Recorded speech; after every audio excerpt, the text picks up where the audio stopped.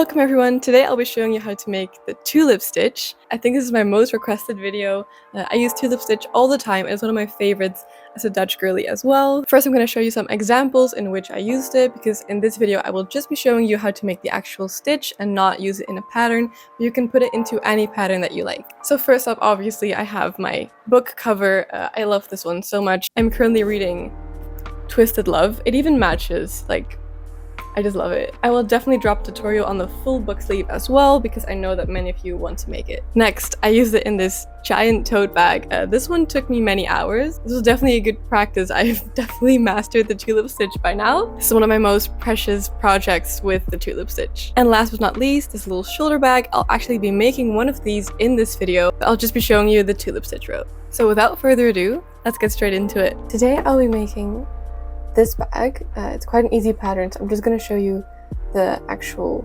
stitch part. I already made the first 4 rows. I'm just going to go ahead and switch colors right now.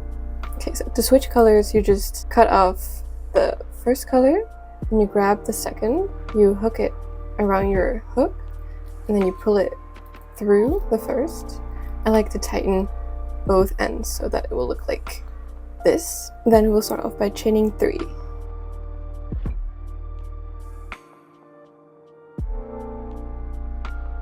After chaining 3, you will do a double crochet in not the first but the second hole.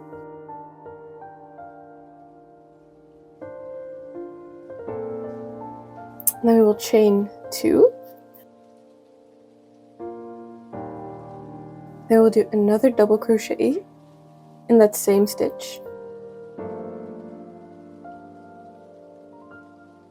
So it will look something like this. Then we will do another double crochet in not the first, not the second, but the third stitch. We'll do another chain 2, then yet another double crochet in the same stitch. You just continue doing this the whole row. So you do a double crochet and then 2 chains, double crochet in the same hole, skip 2 holes, use the third, and then continue throughout the whole row. I just did the whole row off camera, and if you're wondering, for the end I usually just do another, so you just do what you did the whole row, and then if you end like something like this, I just add 1 more stitch in the last stitch, double crochet in the last stitch, and you'll have something like this. Now we will have to switch colors again. So first we have to cut off the old color, and we will grab the new color. As you can see, I'm doing green for the stems, kind of a light green, and I'm doing red for the petals like I did in my book cover. But you can also use pink or white if you're using a different base color, or whatever color you like. So to switch colors, you just do the same thing as the first time. I like to tighten both again, and then you chain 2. The first one, it might be a bit awkward because in this case I just did 2 double crochets. So what I will do is I will just make a nice little ending by going into this one. It will look like almost half a flower. I just do 2 double crochets in the same stitch, and then I will chain 2, and I will start with the first real flower. So what you do is you do 5 double crochets inside. You can see I'm doing it inside of the gap you created. As you can see, I'm on 3 now, and I'll do a total of 5. You can also do 4. It really just depends on which look you prefer. I like them a bit thicker. Then you pull out your yarn, you stick your hook through the very first stitch, and then you loop the yarn onto your hook, pull it tight, and pull it through. And then you chain 2. So it might feel a bit weird at first, but trust the process. Then you will do the same thing for the next one. So you go in the hole, make a double crochet, and then make 5 of them.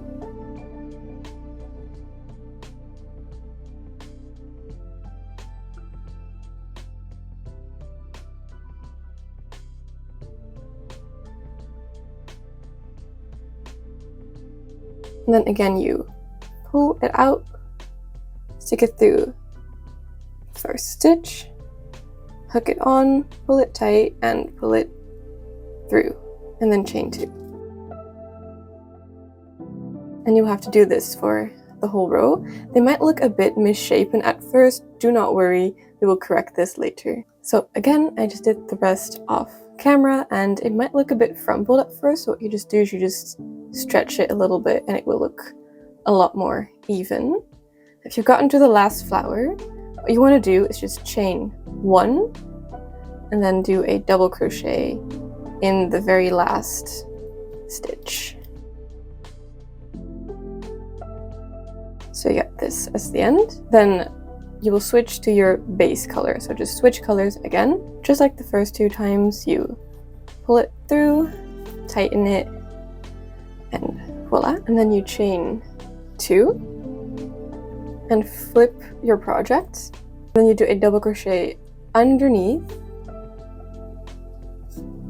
So not into a stitch, but underneath it, as you can see, just like with the tulips. You do 2 in the first gap, and you skip over the tulip. You do 3 double crochets underneath in the next gap.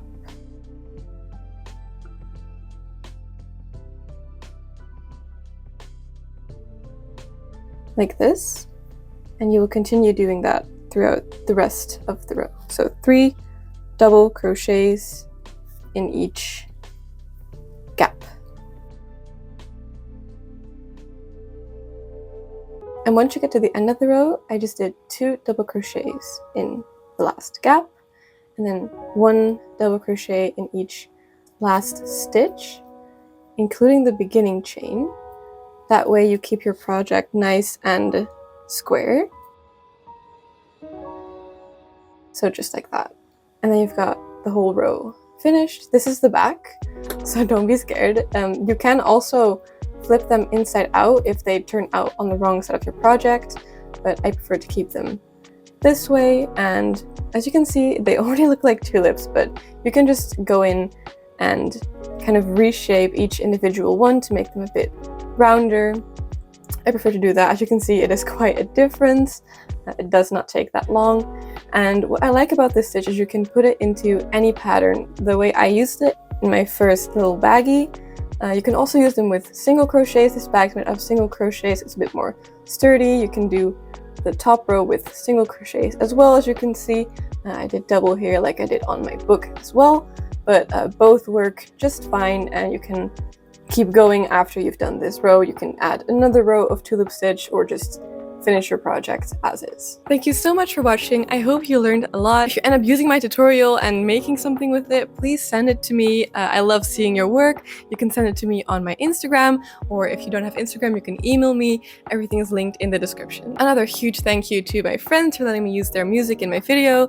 I also produce music myself, so if you're curious about that, you can check that out as well. I upload new videos every Thursday and Sundays. If you don't want to miss out on those, don't forget to subscribe and click that notification bell. If you want me to make a tutorial on anything else, don't hesitate to leave a comment. I always read all of them, and I love making tutorials for you guys. And I'll see you in the next one. Bye!